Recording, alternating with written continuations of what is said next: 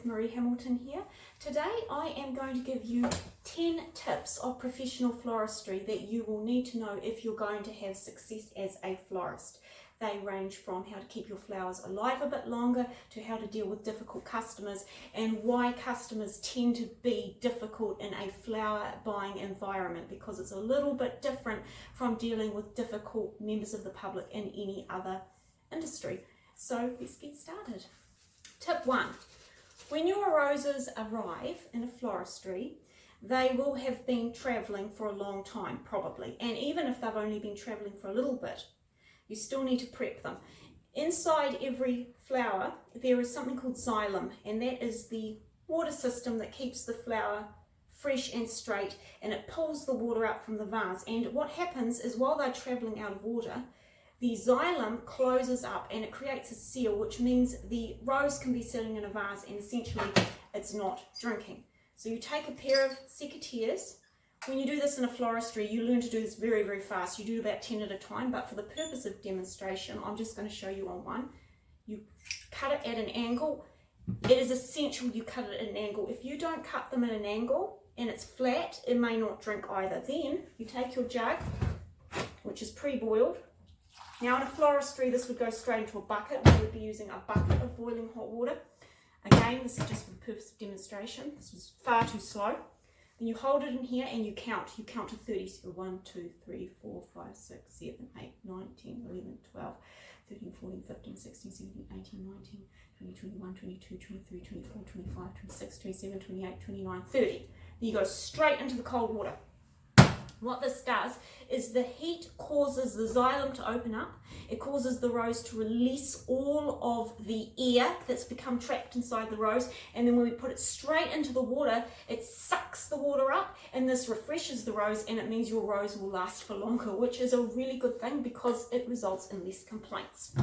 Okay, tip 2. Roses come with guard leaves. And the outer petal is not actually a petal. So when you use these in an arrangement, we actually just remove it. We don't take the guard leaf off until we're ready to arrange the flower. And then you have the perfect rose left. It's very simple. You just put your finger down there and just give it a really gentle tug and it will come out. Voila! You now have a perfect floristry rose. Okay. Tip 3 regarding lilies, and this is something I feel very strongly about. It's a rather unhealthy looking lily, I do apologise for that, but for the sake of demonstration it does work. I want you to have a good look at this.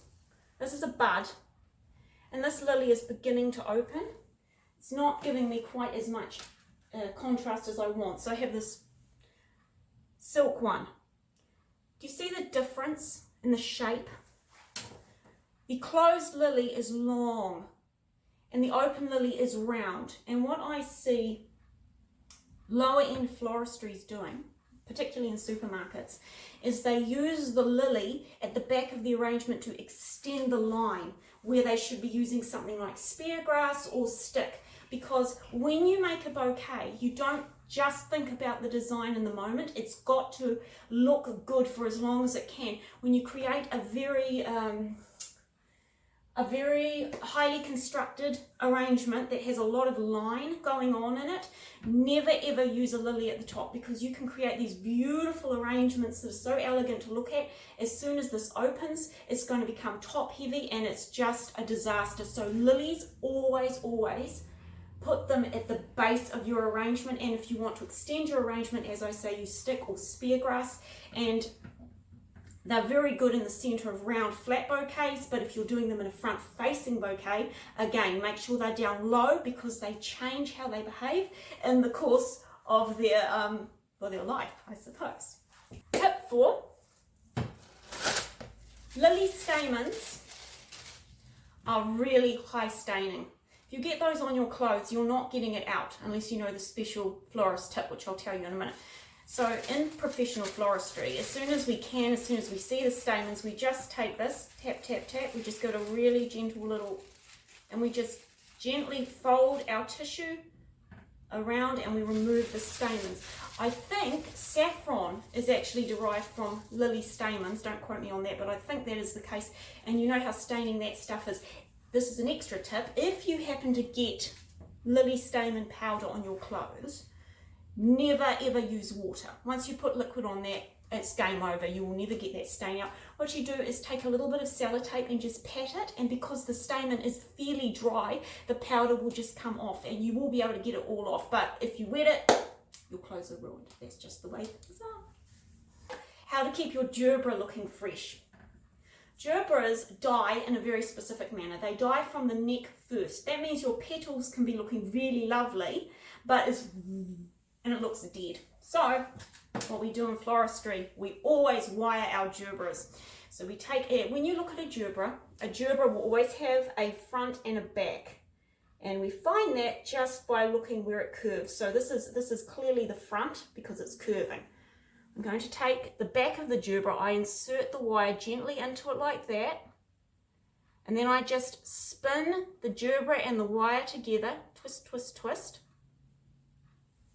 And that means my gerbera will appear to stay alive a lot longer. Peonies, or peonies, I'm not quite sure how to say that, my personal favourite flower, but, and I don't have any today, so I shall put up a picture on the screen. However, they come about the size of marbles, and I've seen them open up to the size of dinner plates. These are bizarre flowers. They're really, really unimpressive when they turn up, and when they open, wow, do they open up. So when you are arranging a peony, gosh, that's hard to say, when you're arranging a peony, make sure you leave space in your bouquet for it to open up, because I have seen it where people get confused by the small little ball and they think, oh, it doesn't need that much room, and then it just grows and it can consume the whole bouquet. So make sure you know how big a peony is going to open up to, and when you use it, calculate accordingly. Tip 7, tulips. Again, picture on the screen, because we all know what tulips look like, but I just like tulips, so I'm putting up a picture. Tulips are a really cool flower. Tulips are the only flower I know of that continue to grow after they are cut, and they will grow about an inch, and that's a lot in floristry. So when you make a spring posy and you're using tulips, calculate where you want the tulip to be and pull it down about an inch, because it will grow, grow, grow. And I have seen bouquets that start off absolutely beautiful and they end up really quite comical because the tulips are up here like this, way too long for the arrangement. So always keep your tulips low because they're gonna grow. Tip 9 regards bleach. Bleach is the florist's best friend. If you don't keep your buckets really clean, you are going to get disease, and that disease can spread from, it usually starts with your gerberas. They're very high, they have a very high ratio of disease, and then it will go through all your flowers. So when you are a professional florist or working with flowers of any kind, bleach those buckets. You clean those buckets with bleach at least once a week. And when you have cut flowers, we add a dash of bleach to it's just a dash, a normal size bucket, and we add a dash of bleach. That keeps the bacteria down, and it means that you're less likely to get a disease, and hopefully you won't be taken out with the disease spreading through all the flowers, because they start with the susceptible flowers and then they can just take them all out. It's awful. It's like a disease. So if you're working with flowers, make sure you've got bleach and make sure you're using it. Floral foam. There is a correct way to soak floral foam, and if you don't know this, it can get you into trouble. This is actually soaked, but this is how you soak floral foam. You will have your basin or your tub of water or your bucket.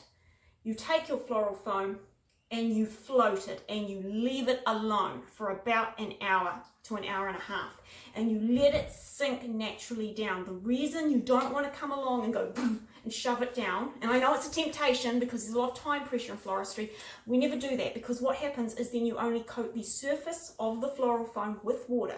You get the appearance that it's good to go, and then the flower goes into nothing, no moisture, it will be dead within a day, and you will be getting a nasty phone call. So we always let it soak naturally. If you wish to speed up the process, you may take a wire and put a few holes in it, but that is the most you should do. So pre-soak your floral foam with plenty of time for your arrangement, or you will be sorry. Okay, the final tip is a little bit different. This is on how to deal with difficult customers in a floristry. And this is quite important. I know that when you work with the public, there's always going to be a difficult element, but it's a bit different in a floristry, Because when you work in a floristry, you are dealing with people in a heightened state of emotion. And sometimes that is because they're very happy, they're engaged to the love of their life and they're planning a wedding, or they're having their first grandchild, or their sister's coming and they want to surprise her with a bouquet of flowers at the airport. But sometimes the stuff you deal with in a floristry is absolutely tragic. Sometimes you deal with situations that no one wants to be in. You deal with death. You deal with a lot of death. And quite often the death is not natural. It is the result of very, very tragic things happening, and it can be absolutely horrific and shocking the way the death comes, and we deal with that as florists, whether it's bouquets for the funeral or the casket spray. And we also deal with people on anniversaries of death. So I would say this: when you work as a florist, when you are selling flowers, you are absolutely going to encounter people who are total jerks. And they will be ruder than anyone you have ever met in your life, and you will want to really tell them to shut up and get out. And in business, it's a rule that you can't do that because the customer is always right. But I feel that in floristry, that rule is even more important, because you don't actually know what a person is going through. And having worked as a florist, I have quite often found that the customer who appears the rudest and is the hardest person to treat with courtesy is the person who needs it the most.